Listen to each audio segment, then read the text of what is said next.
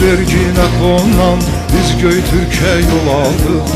Ötürkəndə yurt salıb Bozqurd olub ucaldıq. Altaydan üç qitəyə varıb doldu dağatdıq. Qılınc izlərimizdə biz tarixlər yaratdıq.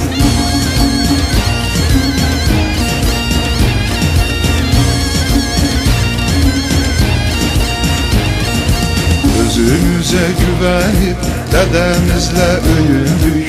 Biz bunlardan Oğuza, Oğuzdan Türkə döndük. Türk yurdu, Türk ocağı, yalnız özü boydadır.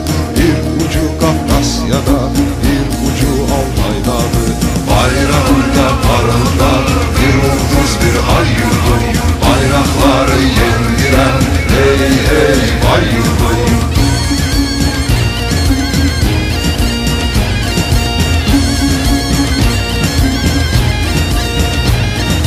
Bizim damarımızda Rusellər çalıyırdı.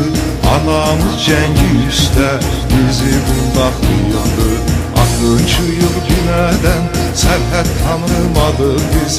Düşmən axınlarına sərhəd oldu sinəmiz.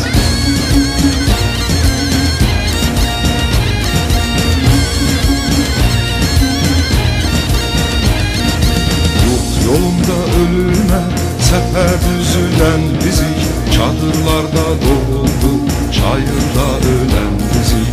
Bir köydən budaqlanıb bizim ulu nəslimiz.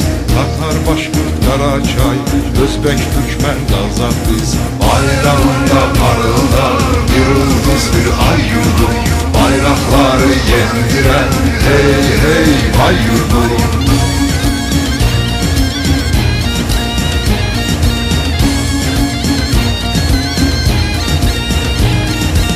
Hünər göstərməyincə adsız yaşamışam mən.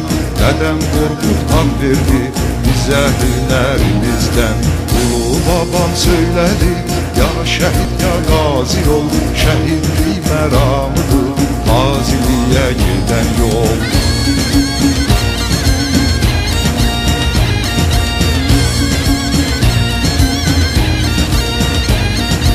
Ruhum ilə varlığım bir məcrada çulğaşar.